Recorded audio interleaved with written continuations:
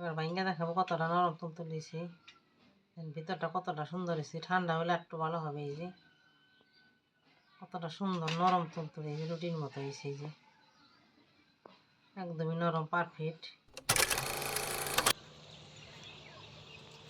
নমস্কার, Nandini kitchen bliss ফুডে প্রতিদিনের মতো আজকে একটা দুর্দান্ত রেসিপি নিয়ে আপনার সামনে হাজির হলাম।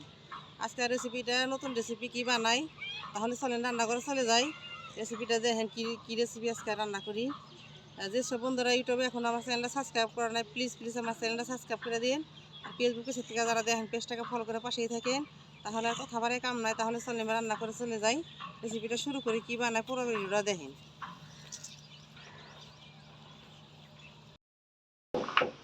বনরুটি বানাবো। এই বাটিটা মাইপা 2 বাটি ময়দা নিছি। এবার এটার 2 চামচ বীজ দিয়ে দেব। 1 চামচ, 2 চামচ পরিমাণ মতো লবণ দিয়ে দিলাম। মিষ্টির জন্য হাফ বাটি চিনি দিয়ে দেব। এবার দেব 4 চামচের মতো তেল, সাদা তেল।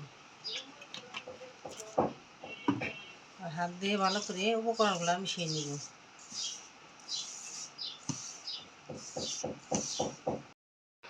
এবার অল্প অল্প হালকা গরম দুধ দিয়ে মাখিয়ে নেব। দুধটা বেশি শক্ত করব না, নরম নরমই থাকবে, তা না হলে রুটিটা পারফেক্ট হবে না।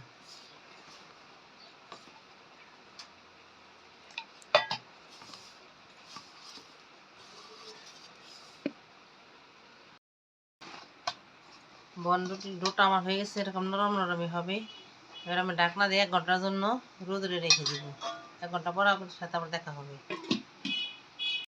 রুটির উপরে তেল লাগিয়ে নিব, সাদা তেল।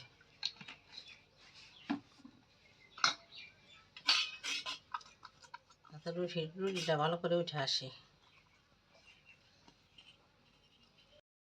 এবার 30 মিনিট পর দেখেন আমার ডোটা কতটা ফুলে গেছে। এবার হাওয়াটা বের করে নিই, ভিতরে যে বাতাসটা আছে ওটা বের করে নিব। আর একটু ভালো করে মাখিয়ে নিব। কতটা সুন্দর বনরুটির গ্যারান বাইরে এসছে। হাত দিয়ে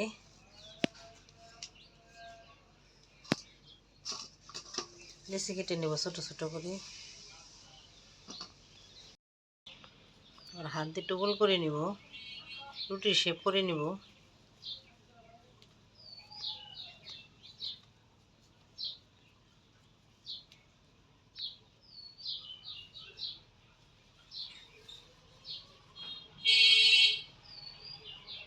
দিয়ে দেবো একটা একটা করে, এইভাবে আমি সবগুলো বাটিতে দিয়ে দেব। সবগুলো রুটি আমার হয়ে গেছে। উপর দিয়ে ডিম ব্রাশ করে নিব। আবার একটা ডিম নিয়ে নিব। ডিমের হলুদ অংশটা আমি নিয়ে নেব, সাদাটা নিব না।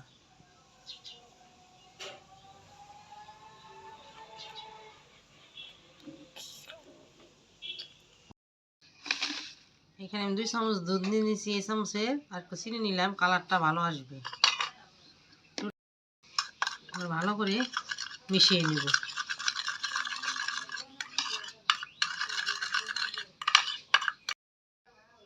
রুটির উপরে ব্রাশ করে নেব ডিমটা।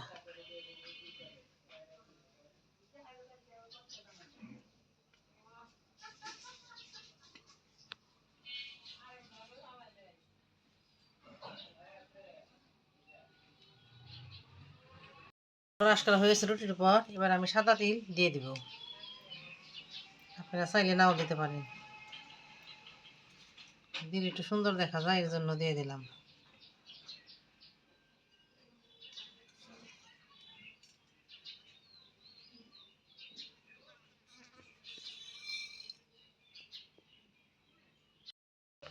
হয়ে গেছে। এবার আমি এটা রুটিটা মাটির চুলায় বানিয়ে নিব।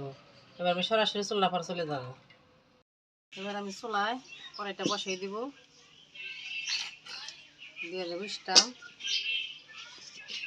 কড়াইটা একটু গরম করে নিব।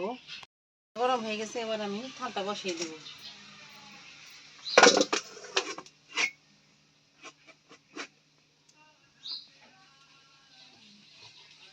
তিরিশ মিনিটের জন্য আমি ঢাকনাতে ঢেকে দিলাম। 30 মিনিট পর আবার আমাদের সাথে।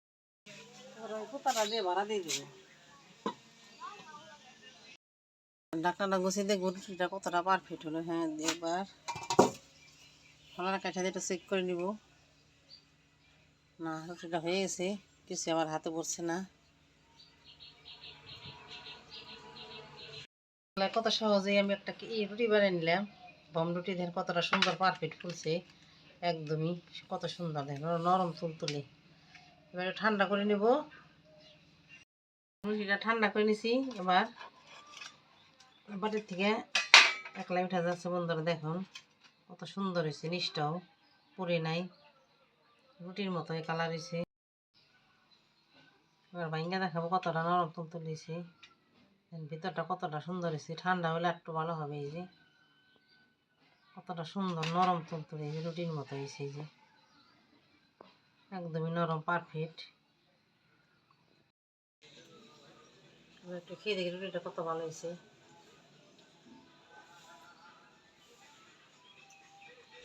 ভালো করে বাড়তি বানিয়ে খাইন, দোকান থেকে না কিনে।